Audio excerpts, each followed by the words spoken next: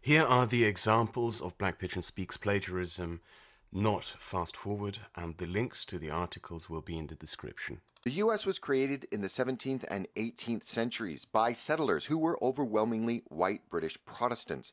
Their values, institutions, and culture provided the foundation for and shaped the development of the United States up to the present day. And the large majority of Americans see creed as a crucial part of their national identity.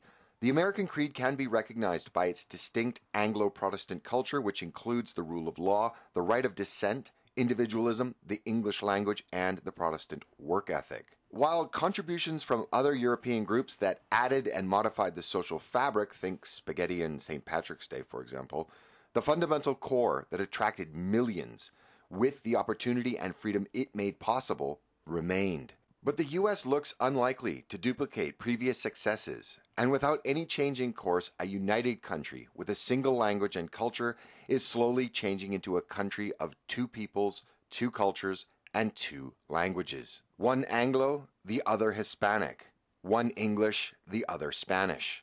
Contemporary immigration from Latin America and Mexico specifically differs from past immigration due to a combination of several factors, including contiguity, scale, illegality, regional concentration, persistence, and historical precedents. No other immigrant group in U.S. history has asserted or could assert historical territorial claims of U.S. territory. Mexicans and Mexican Americans can and do. The size, persistence, and concentration of Hispanic immigration tends to perpetuate the use of Spanish through successive generations. Hispanic leaders are actively seeking to transform the United States into a bilingual society.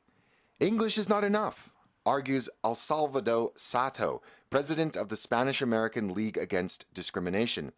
We don't want a monolingual society. Similarly, Duke University literature professor and Chilean immigrant Ariel Dorfman asks, will this country speak two languages or merely one? And his answer, of course, is that it should speak two. The persistence of Mexican immigration into the United States reduces the incentives for cultural assimilation. Mexican Americans no longer think of themselves as members of a small minority who must accommodate the dominant group and adopt its culture. As their numbers increase, they become more committed to their own ethnic identity and culture. In 1917, former U.S. President Theodore Roosevelt said, "We must have but one flag. We must also have but one language. That must be the language of the Declaration of Independence, of Washington's farewell address, of Lincoln's Gettysburg speech, and second inaugural." By contrast, in June 2000, U.S. President Bill Clinton said, "I hope very much that I'm the last president in American history who can't speak Spanish." And it was in May 2001, President George Bush celebrated Mexico's Cinco de Mayo national holiday by inaugurating the practice of broadcasting the weekly presidential radio address to the American people in both English and Spanish. If these trends continue, the cultural division between Hispanics and Anglos could replace the racial division between blacks and whites as the most serious cleavage in U.S. society. This transformation may not be all bad, but it will be the end of America as it's been known in any recognizable form for the past 3 centuries. But Americans should not allow this to happen unless they are sure that this new nation that's being created will be better than the one that it's replacing.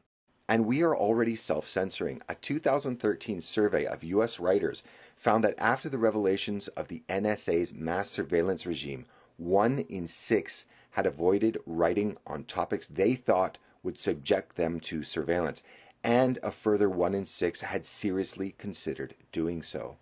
We've come to fear how our words, opinions, and beliefs may negatively affect our lives if they are misinterpreted or considered unpopular by the masses. Whether a joke is misconstrued or a political position deemed controversial, we have seen the negative effects this sharing can have on individuals' lives, and we've become frightened to share.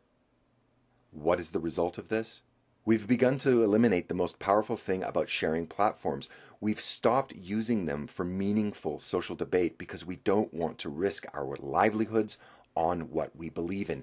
Many of us have become either weak or bipolar strong and boisterous when our passions are ignited about the meaningless, or weak, perhaps even silent, when it comes to our deeper, more meaningful convictions. If it's not well favored by the masses, we just may shrink. Maybe it's that we understand very clearly the transaction. The internet is free and we wish to keep it that way, so corporations have worked out how to make money out of something we are willing to give them in return: our privacy. We have traded our privacy for the wealth of information the web delivers to us, the convenience of online shopping, and the global village of social media. Remaining unrecognizable and keeping conversations private online is immensely important. It's not just an issue for civil libertarians. Online privacy is crucial for crime victims, whistleblowers, dissidents, and anyone who would like their private matters to stay private. It doesn't matter if you have nothing to hide. Privacy is a right granted to individuals that underpins the freedom of expression, association, and assembly, all of which are essential for a free, democratic society. For decades, the adage went, as California goes, so goes the nation. In the past, this was a message of hope. Now, it's a stark warning. If California was an independent nation, it would be the 17th most unequal country in the world, just between Honduras and Guatemala. In comparison to the social democracies California attempts to ape, Canada, for example, is the 111th. And Norway the 153rd most unequal countries, that is, out of the 176 countries surveyed. First, it incentivizes poverty by rewarding the poor with government handouts that are at times more lucrative and more valuable than what could be obtained by employment. Second, welfare states are expensive.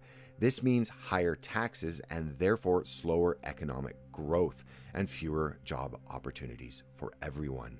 Finally, like Sweden, like Germany, like the UK, like the Netherlands, California as a welfare state is a magnet for the poor. Whether through domestic migration or foreign immigration, poor people flock to places with generous welfare benefits. Of course, this makes perfect sense from those that seek welfare handouts. It makes absolutely none from the point of view of a taxpayer. And the sexual restraint they observed. Unwin's impetus for the project was to test the Freudian theory that civilizational progress was the product of repressed sexuality. He found that discipline in sexual matters appropriated social energy to more civilizational ends. It's very complicated, but for Unwin, the fabric of society was primarily sexual, and heterosexual monogamy was the optimal arrangement for the planning, building, protecting, and nurturing of the family. If enough heterosexual partners made a monogamous commitment, civilizational energy was directed toward promoting the finest societal foundation possible.